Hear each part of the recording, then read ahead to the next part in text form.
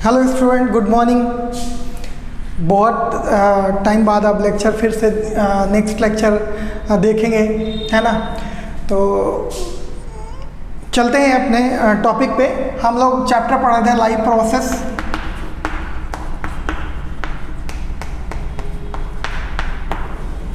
Life process में हमने plant का रिप्रोडक्शन कंप्लीट कर लिया था।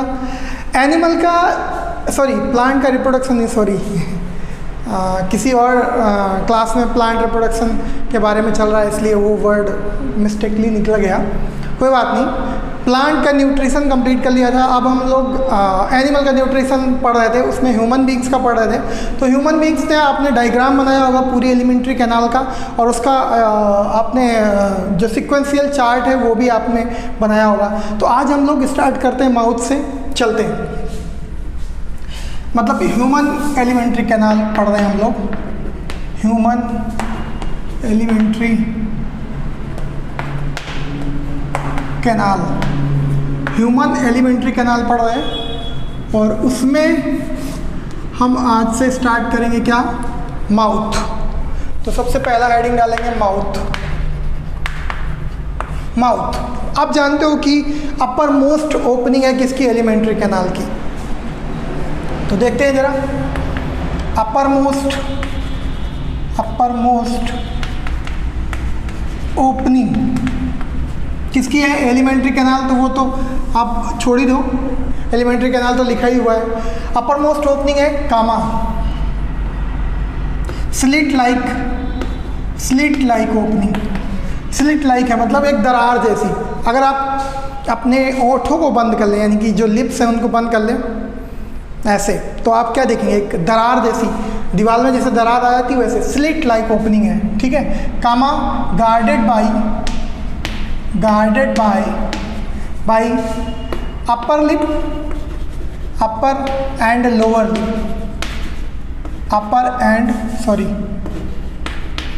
Lower lips. अपर और लोअर लिप से क्या है? गार्डेड है। कन्फर्म। तो माउथ के बारे में सिर्फ इतना ही है ना। और injection take place by this, है ना। इंजेक्शन भी माउथ के थ्रू ही करेंगे हम लोग। खाना खाएंगे तो माउथ के थ्रू। कन्फर्म। ओके। माउथ के अंदर जाएंगे, जैसे ही माउथ के अंदर जाएंगे तो हमें क्या मिलेगा? सेकेंड जो हेडिंग है वो है बक्कल कैविटी। Buccal cavity.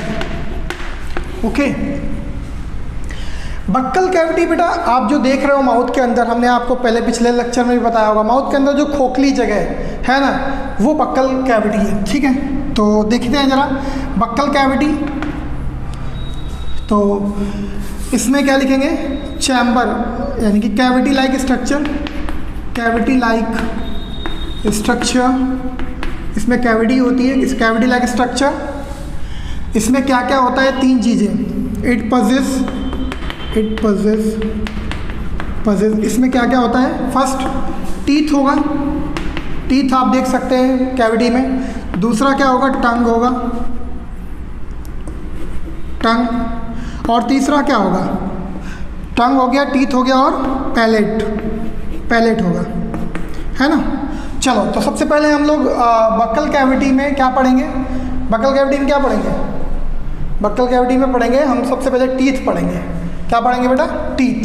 तो चलो यहाँ पे पहला हेडिंग डाल देते हैं, ये नंबर टीथ, है ना। टीथ,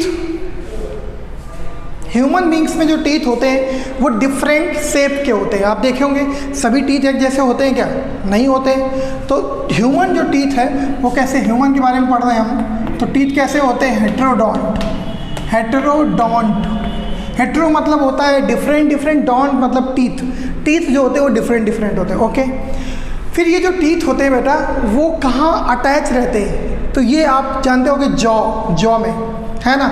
तो क्या होता है कि जॉ में अटैच होते हैं। पहले यहाँ पे एक चीज़ लिख देते हैं, डिफरेंट इन शेप। हेटेरोडोंट का मतलब different in shape and function. इनका फंक्शन भी अलग अलग है ना। ओके। हेटेरोडोंट। इसके बाद दूसरा टर्म क्या है?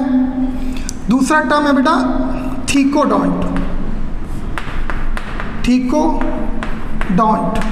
थीकोडॉन्ट का मतलब क्या है? थीकोडॉन्ट का मतलब है हमारे जो टीथ है ना, जो टीथ हैं वो क्या है, अटैच है कहाँ पे, जॉ में। और जॉ जो है वो उसको ऐसे पकड़ के, एक टीथ को ऐसे पकड़ के रखा है। आप देखोगे टीथ को दोनों तरफ से गम्स रहते हैं, उसको पकड़ के रखते हैं। तो क्या थीकोडॉन्ट का मतलब क्या है? अटैच्ड इन जॉ सॉकेट बोन। बेटा यहाँ पे जो जॉ है, जॉ सॉकेट बोन, यानी कि जो बोन है वो सॉकेट बनाए हुए। सॉकेट मतलब एक पर्टिकुलर टीथ के लिए उसके अंदर क्या है, उसको पकड़ने की एक खांचा बना हुआ है, सॉकेट, एक सॉकेट बना हुआ है ना। तो इस तरीके से अटैच इन जॉ सॉकेट बोन, इस जब भी जॉ सॉकेट बोन में कोई टीथ अटैच होता है तो इस टाइप के टीथ को हम थीकोडॉन्ट बोलते हैं। ओके, तीसरी बात आती है डाईफायोडॉन्ट।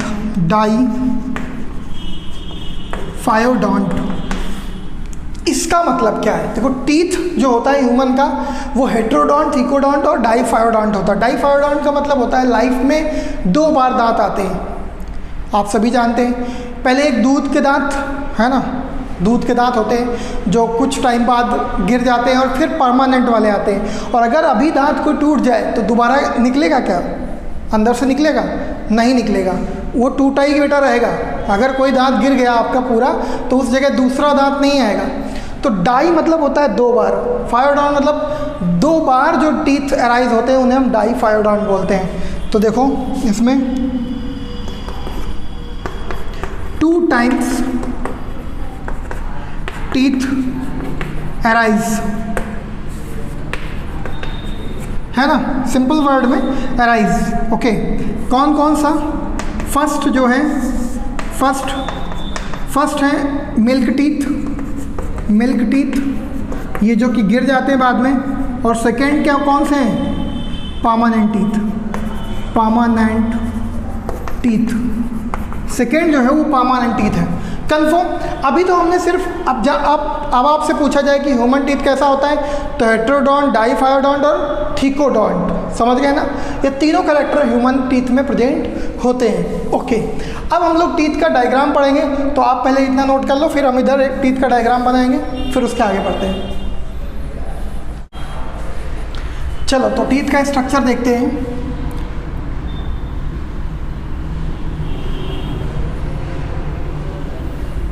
कुछ इस तरीके का टीथ दिखता है। ओके, इसके बाहर ये जो आप देख रहे हो यहाँ पे एक कैविटी होती है, इस तरीके से एक कैविटी है यहाँ पे ये। ओके, ये जो है बेटा वो डेंटाइन है। क्या है? डेंटाइन। ये सीमेंट जैसा स्ट्रक्चर होता है, सीमेंट जैसा सब्सटेंस। जैसे आप सीमेंट देखते हो ना, जिसको हम लोग ईंट पे लगा देते हो तो दीवार बन जाती है ना, वैसा। इस टीथ के यहाँ पे आप देखोगे टीथ को कवर करते हुए गम्स होते हैं। गम्स मतलब ये गम है। क्या है? गम। ये हम टीथ का स्ट्रक्चर बना रहे हैं, ठीक है? गम हो गया ये दोनों तरफ, जो पकड़ के रखता है इसको। ओके, इसके बाद क्या होता है कि यहाँ पे नीचे की तरफ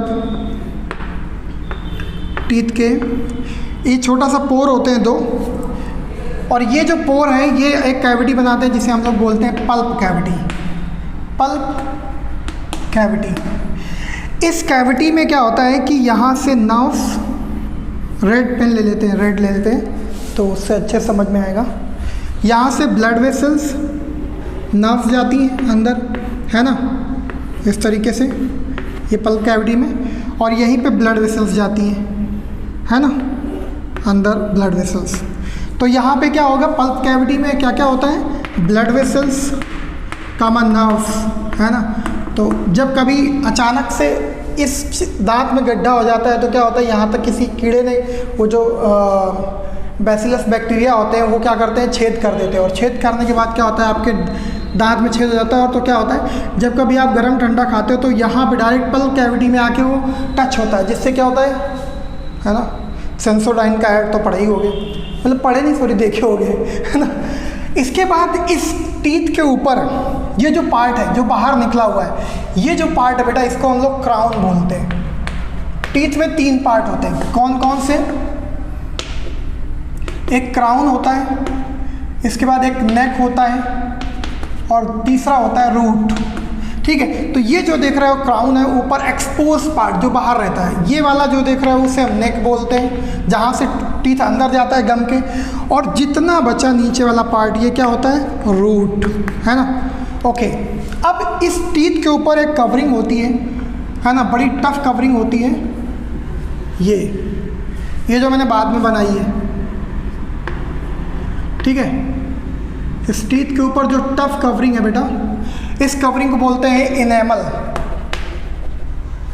इनेमल, इनेमल बेटा एक ऐसी चीज़ है जो hardest substance in animal world, है ना।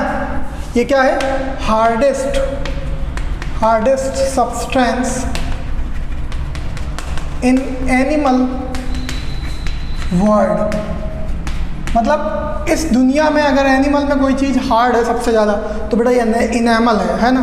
जल्दी ये दांत के ऊपर कवर करता है, उसको प्रोटेक्शन प्रोवाइड करता है, डिफरेंट टाइप की आप चीज़ें खाते रहते हो तो ये घिसता भी नहीं है, दांत भी एक दूसरे के ऊपर ऐसे ऐसे रगड़ते हैं ना, तब भी नहीं घिसता है, समझ रहे हो ना। तो इनेमल अगर हट गया तो बहुत प्रॉब्लम। डेंटाइन, इसके बाद इसके किनारे किनारे सीमेंट लगी रहती है, यहाँ पे ये सीमेंट होती है, क्या होती है बेटा, सीमेंट, यहाँ पे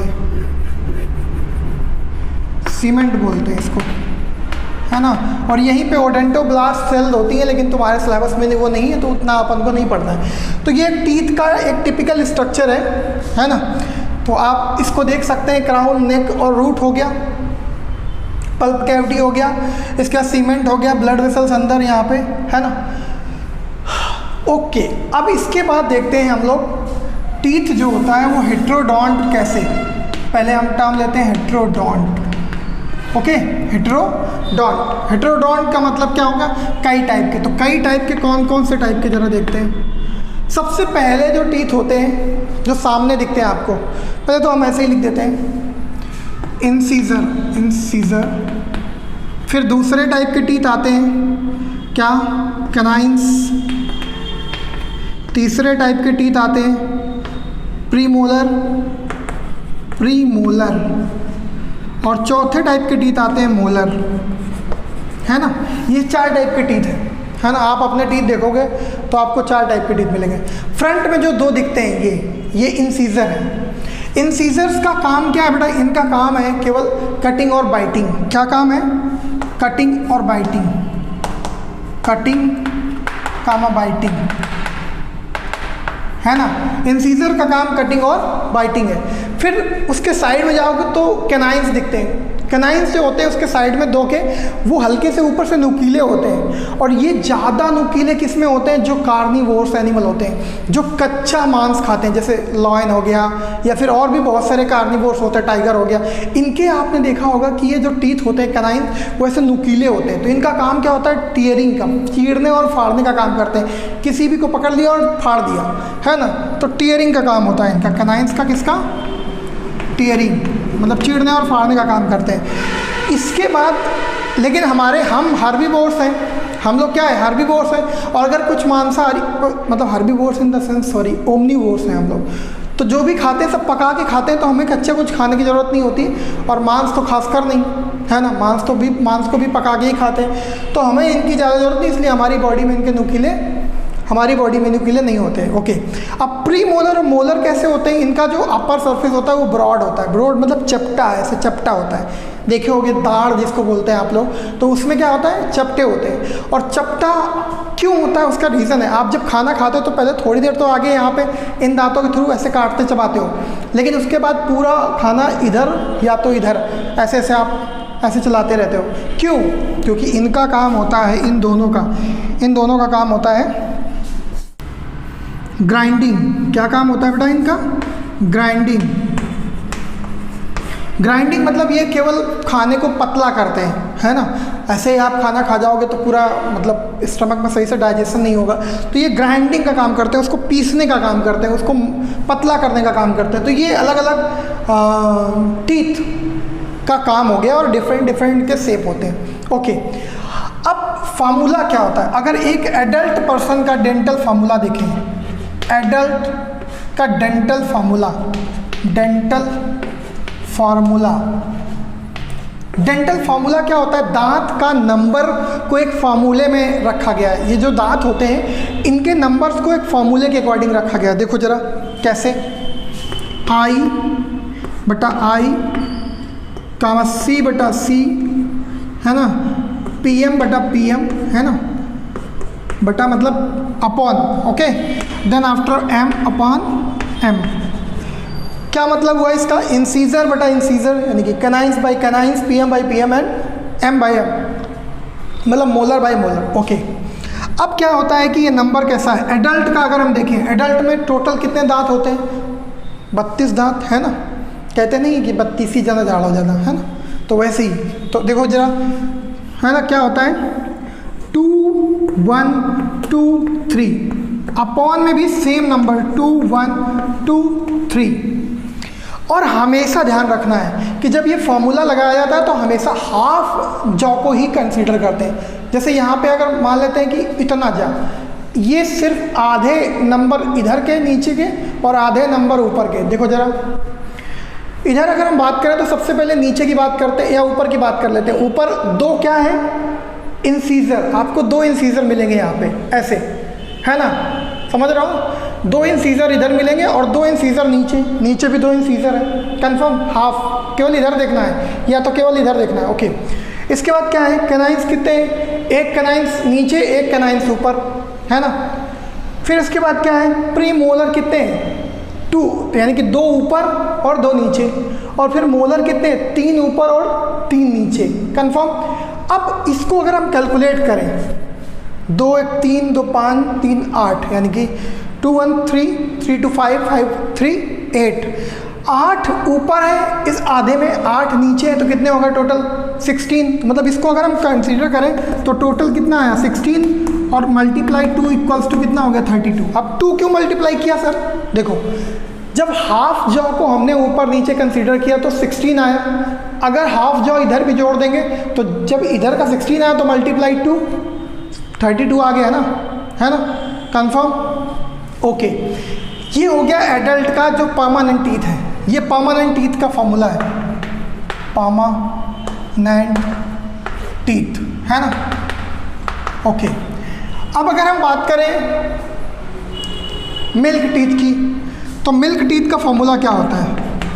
मिल्क टीथ का फॉर्मूला क्या है?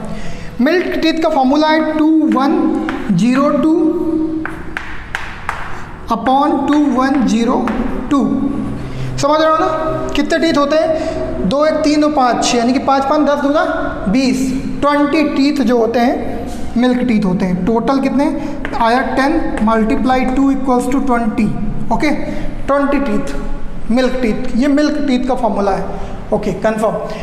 अब बेटा क्या होता है, ये तो फॉर्मूला समझ में आ गया होगा। आधा हमेशा हाफ जॉ को ही कंसीडर करना है।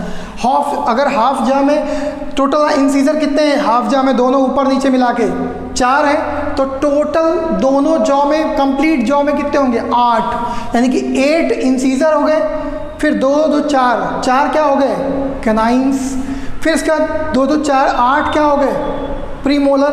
और 12 यानी कि 12 क्या हो गए? मोलर। समझ गए ना? तो इस तरीके से, और ये है टीथ, मिल्क टीथ का फॉर्मूला, ओके। तो आप जो है इतना नोट करो, फिर आगे चलते हैं। अब बेटा अपने अगर आप टीथ गिनोगे, जैसे अभी हो सकता है टीथ पढ़ाया हो तो आप अपने टीथ गिनने लगो, तो जो अपने टीथ गिनोगे तो आप लोग एडोलसेंस में हो, है ना। एडोलसेंस में, तो एडोलसेंस जो होता है वो लगभग मान लो 15 से 18 साल तक के बीच में होता है ना, ईयर्स, या 13 साल के बाद भी मान सकते हैं इसको। तो जो एडोलसेंस है उसमें जो टीथ का फॉर्मूला होता है 2122 होता है अपॉन 2122, ओके। 2122 2122। इसका मतलब क्या होता है कि जो मोलर है उसमें टोटल कितने टीथ, आप अगर टीथ गिनोगे तो टोटल कितने आएंगे? 2 1 3 2 5 2 7, यानी कि कितना आएगा? 17 2 14 मल्टीप्लाई 2 28 आ गया। आप अपनी टीथ गिनोगे तो कितने आएंगे? 28। कितने आएंगे? 28। मतलब 4 टीथ जो होते हैं, 4 टीथ, है ना। 4 टीथ कौन से होते हैं? वो मोलर होते हैं, है ना। एक ऊपर इस तरफ, एक नीचे इस तरफ, एक ऊपर इस तरफ, एक नीचे, टोटल 4 हो गए। इन 4 टीथ को बोलते हैं विजडम टीथ। विजडम टीथ क्या बोलते हैं? विजडम टीथ, है ना। समझ गए ना। तो विजडम टीथ ये कब निकलते हैं? ये जब आप एडल्ट हो जाते हैं तब निकलते हैं, कंफर्म। यानी कि आप 18-20 क्रॉस कर लेते हैं, उसके बाद ये 4 टीथ जो हैं वो निकलते हैं, जिनको बोलते हैं अक्ल दाढ़। अक्ल दाढ़ भी बोला जाता है कहीं कहीं पे। तो तब ये जो है बोलते हैं उसको। ओके, टीथ हो गया बेटा। टीथ में हाँ, और तो कुछ बचा नहीं है। ओके, इसके बाद चलते हैं आगे। टीथ के बाद हम चलते हैं किसकी तरफ? टंग की तरफ। टंग देख लेते हैं। नेक्स्ट सेकेंड पार्ट जो है, सॉरी बी नंबर जो है वो टंग। टंग, अब जीभ तो आप सभी जानते हैं, बहुत काम की है ना। बोलने में भी हेल्प करती है और साथ ही साथ खाने में भी बहुत। ओके, तो क्या है? मस्कुलर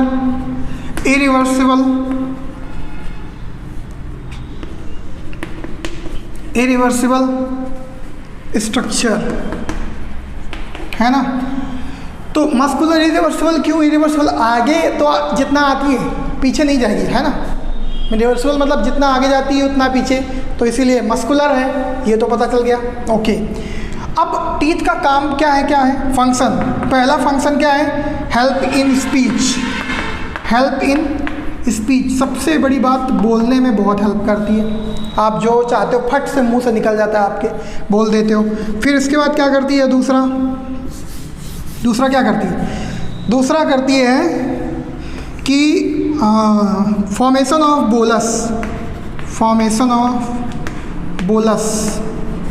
बोलस क्या होता है? एक ऐसे गोल गोल स्ट्रक्चर होता है फूड का, जिसे वो अंदर की तरफ ऐसे बना करके अंदर की तरफ भेजती है ना। आप जब खाना खाते हो तो खाना खाने के बाद उसमें सलाइवा मिक्स करती है और प्लस उसको गोल गोल बना करके नीचे की तरफ ऐसे फेरिंग्स या ओसोफेगस में सेंड करती है, तो उसे बोलते हैं बोलस। ओके, ये फूड का गोला मतलब बोला, है ना। फूड का गोला मतलब बोलस, बोला नहीं। ओके, फिर क्या करती है? मिक्स सलाइवा इनटू फूड में सलाइवा मिक्स करती है ना। तो ये मेन फंक्शन हो गए जो टंग करती है। ओके, और एक और फंक्शन मोस्ट इम्पॉर्टेंट, क्या? रिसीव टेस्ट, ये तो मोस्ट इम्पॉर्टेंट फंक्शन है ना। इसके बिना तो काम ही नहीं हो सकता है। तो टेस्ट भी रिसीव करती है। अब अगर हम टंग को देखें तो इसमें क्या होता है? टंग टेस्ट बड होती है। टंग को अगर हम देखें तो कुछ इसी तरीके की आपकी टंग होती है ना। ऐसी तो होती है। ओके, तो इसमें क्या होता है कि कुछ इस तरीके की एक लाइन होती है, ये इस तरीके से, एक तो इस तरीके से, है ना। इसके बाद क्या होता है कि ये कुछ एरिया होता है, जैसे ये फ्रंट वाला एरिया जो हम बता रहा हूँ आपको, दिस एरिया, ये जो एरिया है इसमें स्वीटनेस रिसीव की जाती है। स्वीट टेस्ट यानी कि मीठा यहाँ पे रिसीव किया जाता है। ओके, इसके बाद ये जो किनारे का एरिया है यानी कि लेटरल साइड इधर और इधर वाला, इसमें पहले क्या होता है? सॉल्टी रिसीव किया जाता है, सॉल्टी। और पीछे जाएंगे थोड़ा किनारे ही तो उधर क्या रिसीव किया जाएगा? सोर। ऐसे ही सेम इधर भी। ओके, और ये जो बीच वाला एरिया है, दिस पार्ट, ये क्या रिसीव करता है? बिटर। कौन सा? Bitter taste. तो ये टेस्ट रिसीव के लिए अलग अलग जो है क्या होते हैं? एरिया होते हैं। और it also has tongue possess taste bud. इसमें टेस्ट बड होती है जो कि टंग टेस्ट रिसीव करती है। भाई टेस्ट कौन रिसीव करता है? टेस्ट आपको कहाँ फील होता है? ब्रेन में आपको पता लगता है। जैसे आपसे अगर बोला जाए कि संतरा खाना है या नींबू खाना है, तो आप तुरंत आपके ब्रेन में क्या आता है? अरे यार नींबू तो मतलब खट्टा होता है, तुरंत मुंह में पानी आने लगेगा, है ना। तो ये जो भी टेस्ट होता है, टेस्ट बड होती है, वो नर्व सेल होती हैं और वो आपकी टंग सरफेस पे आके खुलती हैं और जैसे ही आप कुछ खाते हो तो उससे रिसीव करके ब्रेन को सेंड कर देती है कि ये टेस्ट ऐसा है। तो ये टेस्ट रिसीव के कुछ एरियाज़ हैं, है ना। कंफर्म? ओके, तो आई थिंक इतना ही आपके सिलेबस में होगा, है ना। टंग के बारे में बस इतना ही लिखना है, टंग का स्ट्रक्चर बना देना है। टंग के पास पसेज टेस्ट बड होती हैं जो टेस्ट रिसीव करती हैं, है ना। ओके, तो स्पीच में भी हेल्प करती हैं, फॉर्मेशन ऑफ बोलस फॉर्म करती हैं, सलाइवा मिक्स करती हैं फूड में और रिसीव टेस्ट। ओके, तो ये नोट डाउन करो, फिर हम आगे चलते हैं। ओके, तो एक चीज़ और उसमें मेंशन कर लेना, एक पॉइंट टंग के बारे में, present on floor of buccal cavity. आप देखते हो जो बक्कल कैविटी खाली जगह है उसका फ्लोर कौन बनाता है? टंग, है ना। ओके, तो अब इसके बाद नेक्स्ट चलेंगे पैलेट की तरफ। क्या? थर्ड सी नंबर, पैलेट अगर आप देखो तो पैलेट को दो पार्ट में डिवाइड किया गया है। सबसे पहले तो फॉर्म, ये क्या करता है? Form roof of the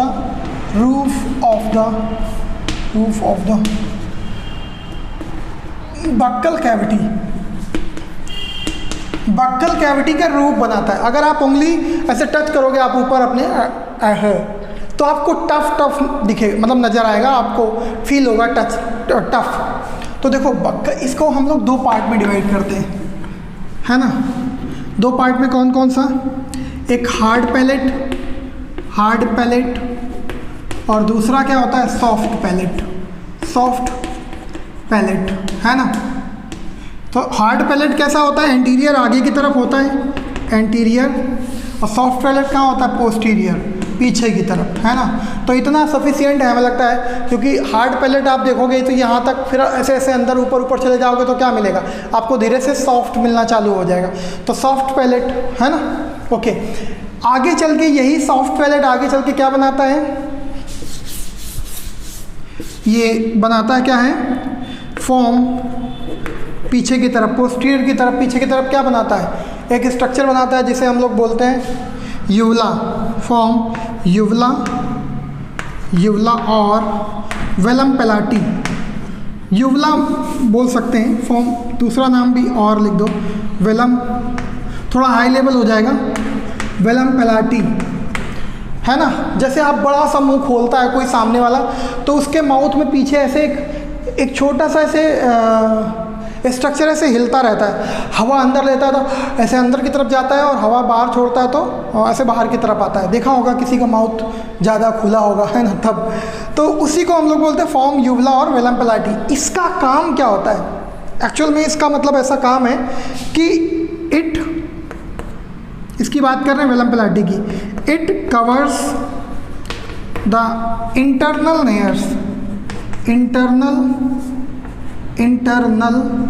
nostrils। Okay बेटा, ये बहुत इंपॉर्टेंट है। जब जो हमारी नाक है ना, नोज़ है ये, इसके पोर्स जाके नीचे की तरफ खुलते हैं, जाके कहाँ पे? माउथ में, है ना। माउथ के अंदर, मतलब इन द सेंस अंदर बक्कल कैविटी के पीछे दो पोर खुलते हैं।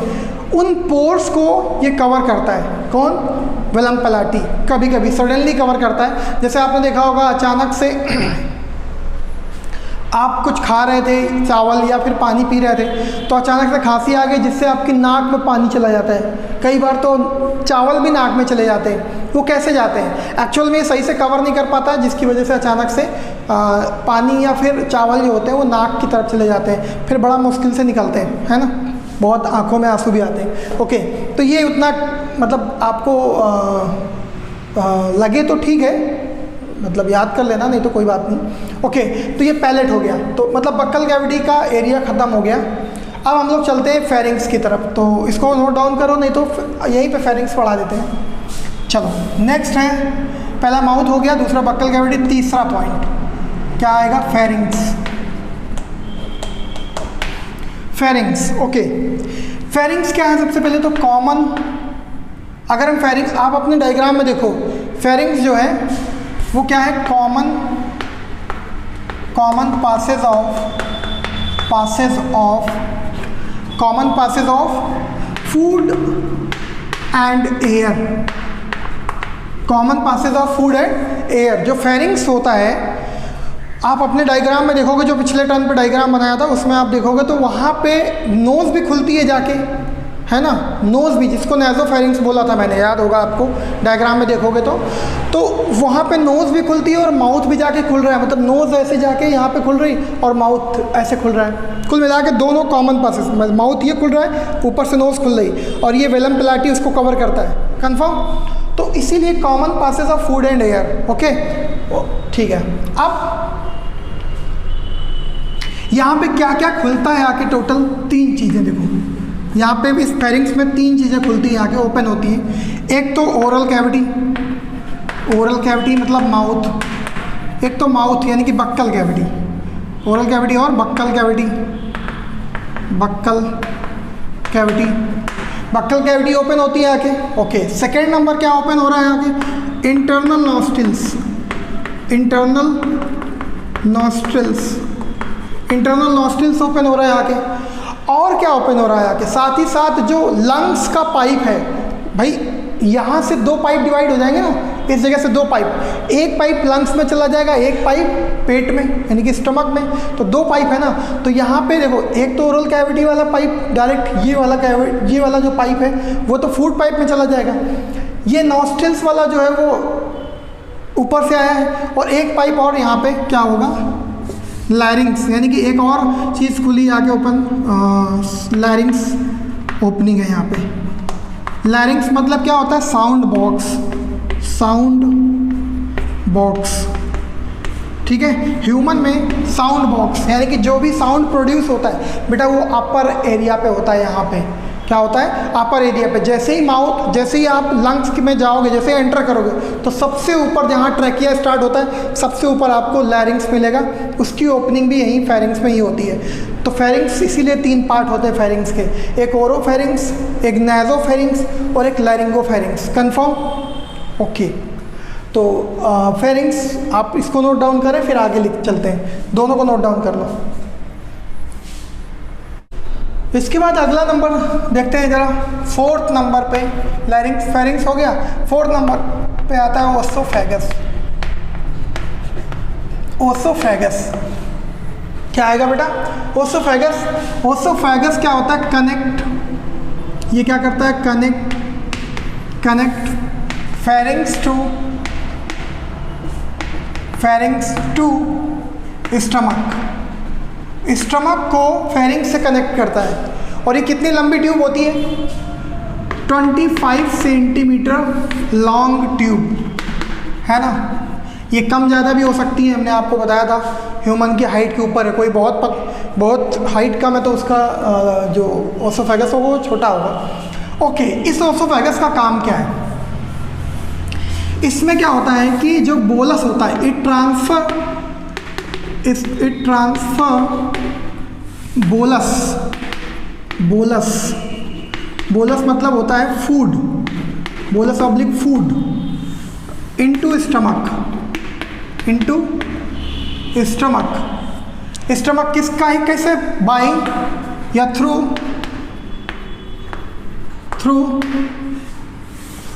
पेरिस्टाल्टिक मूवमेंट,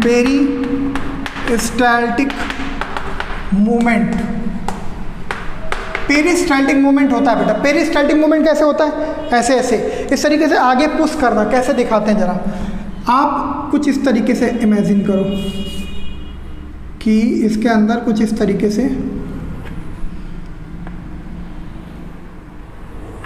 देखो, फूड का पार्टिकल अभी यहाँ पे है, बोलस, ये बोलस है ना, ये क्या है, बोलस, और ये शो हो रहा है पेरिस्टाल्टिक मूवमेंट, पेरिस्टाल्टिक मूवमेंट, है ना, मूवमेंट। तो क्या हो रहा है कि अभी ये फूड यहाँ पे, अब धीरे धीरे ये जो आप यहाँ पे कॉन्ट्रैक्शन देख रहे हो, ये कॉन्ट्रैक्शन यहाँ आ जाएगा तो फूड यहाँ आ जाएगा, थोड़ी देर बाद कॉन्ट्रैक्शन यहाँ आ जाएगा तो फूड यहाँ आ जाएगा, ऐसे फूड नीचे की तरफ स्टमक की तरफ चला जाता है। एक्चुअल में कंट्रैक्शन और ये रिलैक्सेशन जो पेरिस्टाल्टिक मूवमेंट है, ये पूरी इंटेस्टाइन में, एलिमेंट्री कैनाल में लगभग होता है। इसी के थ्रू फूड जो होता है वो माउथ से एनस तक पहुंचता है। कंफर्म? तो या ये भी पॉइंट हम मेंशन कर लेते हैं यहाँ पे, क्या कि peristaltic movement movement done by shown by, या लिख दो यहाँ पे shown by whole alimentary canal,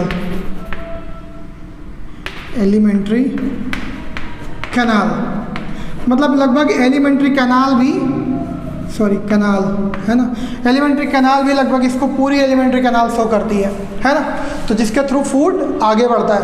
confirm? तो ये हो गया ओसोफेगस। अब ओसोफेगस के बाद आता है स्टमक। क्या आता है? स्टमक। तो स्टमक के लिए हम लोग नेक्स्ट लेक्चर में देखेंगे, है ना, क्योंकि आज आपको ओसोफेगस तक ही पढ़ना है। इसके बाद नेक्स्ट लेक्चर में हम इसके आगे का देखेंगे। Thank you.